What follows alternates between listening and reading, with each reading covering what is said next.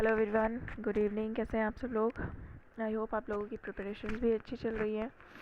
आज हम यहाँ पर जो कुछ क्वेश्चंस लेकर आए हैं वो हैं इंग्लिश एसेइस्ट पर बेस्ड, ब्रिटिश एसेइस्ट। तो यहाँ पर जो क्वेश्चंस हम लेकर आए हैं वो हैं आपके चार्ल्स लैम्ब से रिलेटेड, फ्रांसिस बेकन से रिलेटेड, आपका बर्ट्रैंड रसेल और आपके जो A.G. गार्डिनर हैं।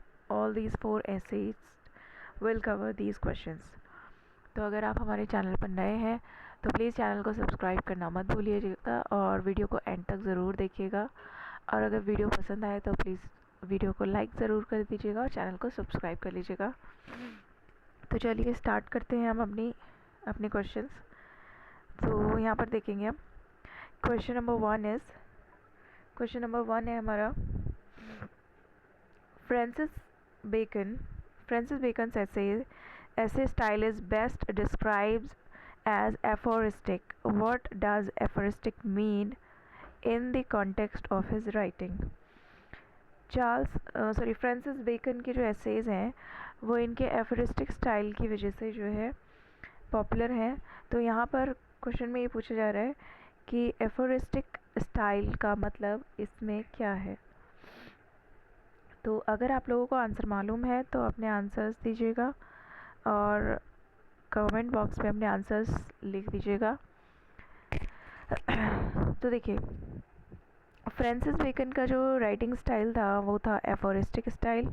इसका मतलब होता है कि his sentences are short, crisp and contain proverbs और यूनिवर्सल ट्रुथ्स। इनके जो टेक्स्ट होते थे, यानी कि इनकी जो राइटिंग होती थी, शॉर्ट होती थी, क्रिस्प होती थी और प्रोवर्ब्स और यूनिवर्सल ट्रुथ इसमें देखने को मिलता है। So the right answer we have is, यहाँ पर the correct answer is terse, compact and packed with wisdom. Wisdom, wits, full of wit. इनके जो एसेज होते थे वो विटी होते थे। ठीक है। Then next question is, under which pseudonym did Charles Lamb write his famous collection of essays of Elia? इन्होंने चार्ल्स लैम्ब ने अपने एसेज किस स्यूडोनिम से लिखे हैं? स्यूडोनिम यानी कि पेन नेम, जिस नाम से जो राइटर है वो अपनी राइटिंग करता है। तो यहाँ पर जो राइटिंग इन्होंने करी थी वो इन्होंने ईलिया नाम से करी थी। So the right answer is Elia. The next question we have is, in Of Studies, Francis Bacon states that some books are to be some books are to be tasted, others to be swallowed, and some few to be dash and digested. यहाँ पर dash में क्या fill करेंगे आप? Read, chewed, bot या फिर memorised. तो यहाँ पे करेक्ट जो ब्लैंक फिल होगा वो होगा च्यूड, बिकॉज इनका कंप्लीट स्टेटमेंट क्या है इसमें? ऑफ स्टडीज़ जो इन्होंने ऐसे लिखा है फ्रांसिस बेकन ने, some books are to be tested, others to be swallowed and some few to be chewed and digested. ये इन्होंने अपने ऐसे ऑफ स्टडीज़ में कहा है। देन नेक्स्ट क्वेश्चन है हमारा, next question is,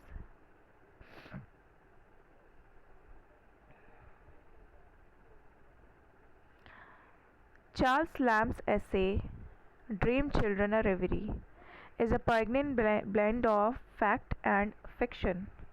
Who are the two dream children addressed in the essay? इसमें जो है कौन से दो कैरेक्टर्स हैं जिनको ड्रीम चिल्ड्रन में एड्रेस किया गया है? इन्होंने अपने ऐसे ड्रीम चिल्ड्रन में एड्रेस किया है, कौन से दो कैरेक्टर हैं? ऑप्शन है आपके पास John and Alice, Thomas and Mary, Charles and Bridget, James and Sarah. So there are two characters, that is John and Alice. Okay, these are the two characters जो कि इन्होंने मेंशन किए अपने ऐसे ड्रीम चिल्ड्रन में। Next question is, A.G. Gardiner wrote many of his popular essays under which well known pen name? यानी कि AG Gardiner का पेन नेम क्या था? एजी गार्डिनर का पेन नेम क्या था? Elia, Alpha of the Plough, Boz या फिर आइक्नोक्लास्ट?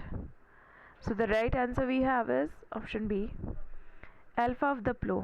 इन्होंने अपनी राइटिंग जो है अल्फा ऑफ द प्लो नाम से करी थी, यानी कि इनका पेन नेम या फिर we can say that it was the pseudonym.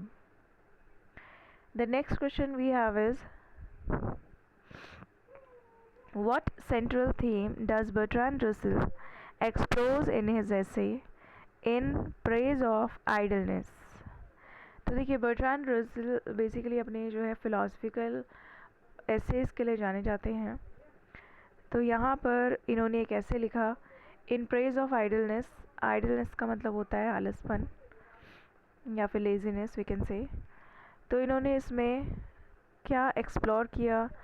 तो यहाँ पर इन्होंने कहा कि the reduction of work hours to increase leisure, creativity and happiness. यानी कि जो reduction of work hours to increase leisure, creativity and happiness, ये इसमें इन्होंने अपने ऐसे में कहा था, in praise of idleness. Idleness मतलब खाली रहना। जब हम खाली रहते हैं तो हमारी जो वर्क आवर्स हैं उसमें क्या क्या चीज़ें इंक्रीज़ हो जाती हैं? एक तो लेजर टाइम यानी कि खाली समय, क्रिएटिविटी और हैप्पीनेस, हमको अच्छा लगता है उस समय पर। Now the next question is, in AG Gardiner's essays on the rule of the road, the old lady walking down the middle of the street in Petrograd represent. यहाँ पर the old lady walking down the middle of this street in Petrograd represents. यहाँ पर ये क्या represent करता है?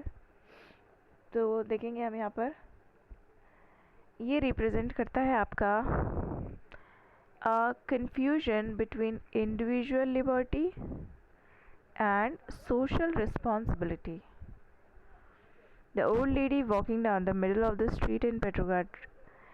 ये इसमें इसका मीनिंग पूछा गया है कि the old lady walking down the middle of the street in Petrograd.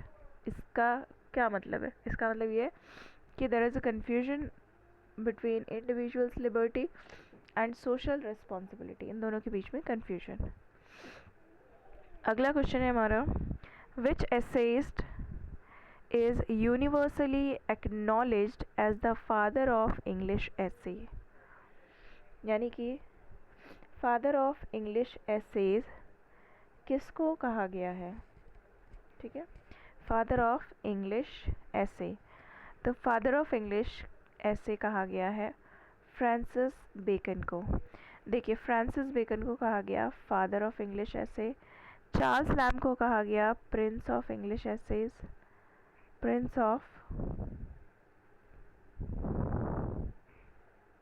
English essays. And सिर्फ अगर मान लीजिए आपसे ये क्वेश्चन पूछा जाए कि who is the father of essay, who is the father of essay, तो only father of essay, English नहीं, सिर्फ फादर ऑफ एसे। ठीक है, तो फादर ऑफ एसे में नाम आता है मॉन्टेन का।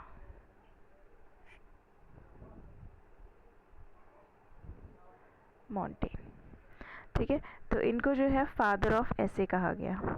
Okay, Montaigne is the father of essay, Francis Bacon is the father of English essay, and Charles Lamb is the prince of English essays. Okay, next question की तरफ बढ़ते हैं। नेक्स्ट क्वेश्चन है हमारा, Bertrand Russell won the Nobel Prize in Literature in 1950। Bertrand Russell को Nobel Prize दिया गया literature में 1950 में। The committee primarily awarded it to him in recognition of, ये जो अवार्ड इनको मिल रहा था ये किसके रिकॉग्निशन में मिल रहा था इनको?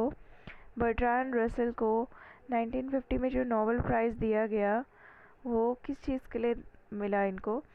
सो ये अवार्ड इनको दिया गया था for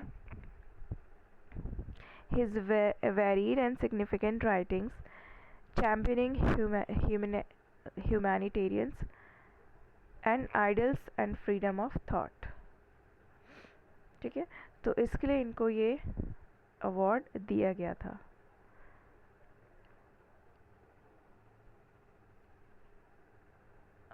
The last question of this practice questions are,